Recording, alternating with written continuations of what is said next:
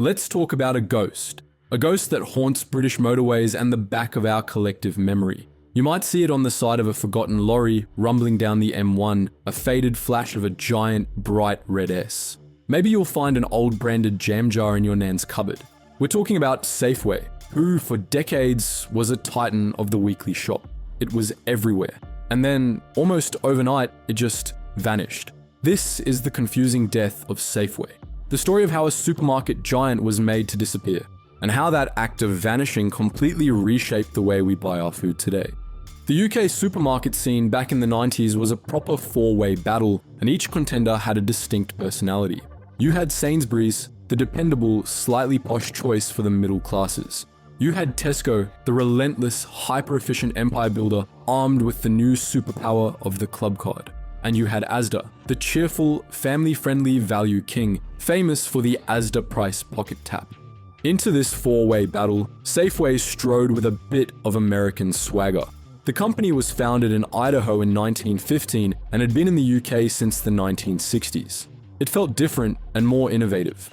They kept a bit of that US bigger is better attitude with wider shopping aisles, more choice, and fresh deli counters in their shops. They were a solid, reliable, mid-market pick, and their premium brand, Safeway Select, felt genuinely luxurious. For 80s and 90s kids, shopping at Safeway was an experience. It was the buzz of a busy Saturday morning. Even the quality of their thick, reusable plastic bags felt a step above. It was this unique identity that made it such a crucial part of the market, a genuine contender that kept everyone else on their toes. It felt solid, permanent, and woven into the fabric of daily life.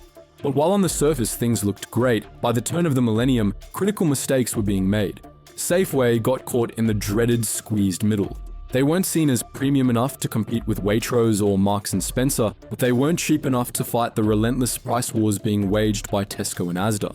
They were also disastrously late to the data game. While Tesco was mastering customer habits with its club card, Safeway's own loyalty scheme, ABC, was a clunky and ineffective imitation.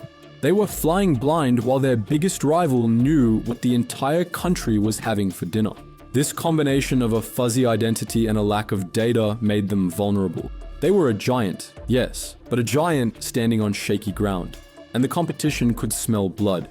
When Safeway eventually went up for sale, what followed was one of the most dramatic bidding wars in British history, a high-stakes game of corporate chess. Each of the big three had a desperate strategic reason to want Safeway. For Tesco, it was about achieving total checkmate.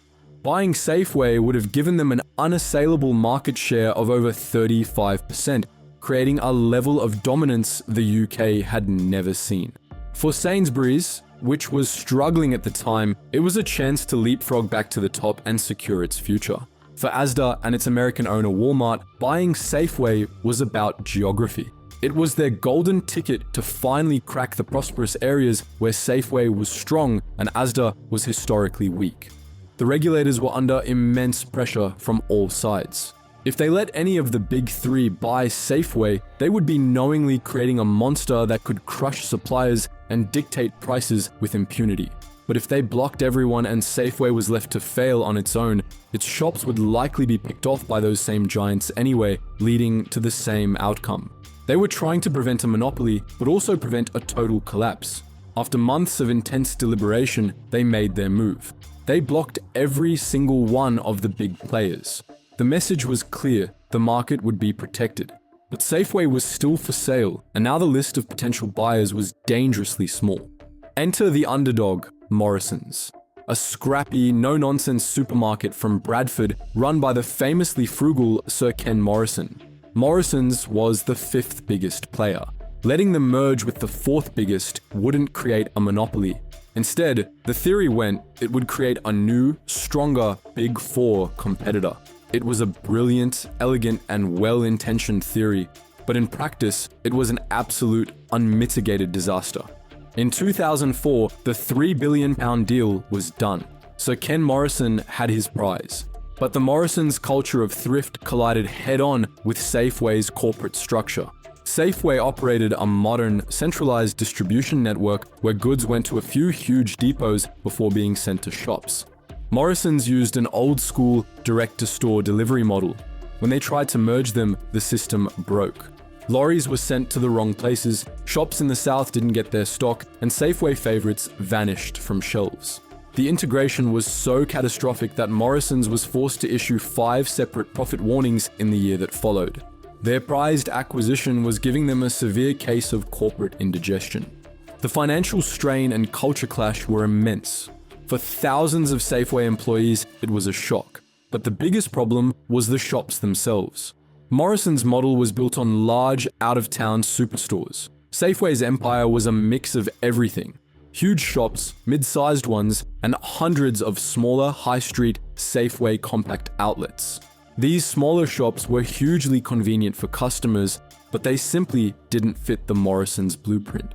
This is where the death of Safeway becomes the story of a corporate carve-up. To satisfy the regulators and streamline the business, Morrisons had to sell off dozens of shops, but they also voluntarily sold off hundreds more that they simply didn't want.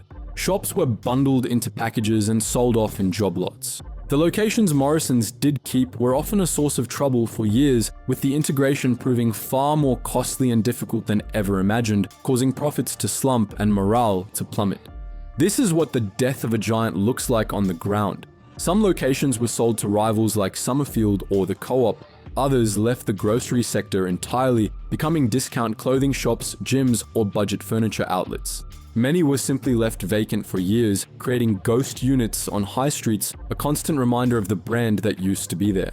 Safeway, as we knew it, truly died. And what was the consequence of all this? Well, the first casualty was the very thing the regulators tried to protect: competition. The dream of Morrisons becoming a new, powerful challenger never quite materialized in the way they hoped. The UK was left with a cemented Big Four oligopoly. With one less major player in the game, the market dynamics changed profoundly. It's much easier for 4 players to tacitly keep an eye on each other's prices than it is for 5. There was less incentive for a disruptive price war.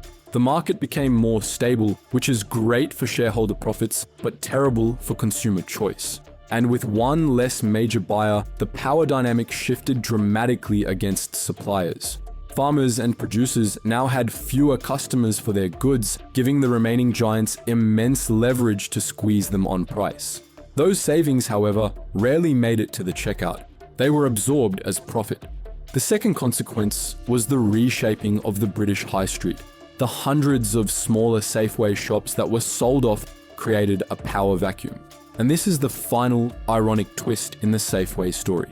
While other smaller supermarket chains snapped up some of the shops, the biggest beneficiary was a company from a completely different world. Hint, the Germans were on the march. So finally, we have to ask the question, what if? What if Safeway had survived? What if a different buyer had been found, or if it had managed to turn itself around? There definitely would be a big 5 today, which would mean lower prices for all over the last 2 decades. The high streets would feel different, with more mid-sized supermarkets serving local communities.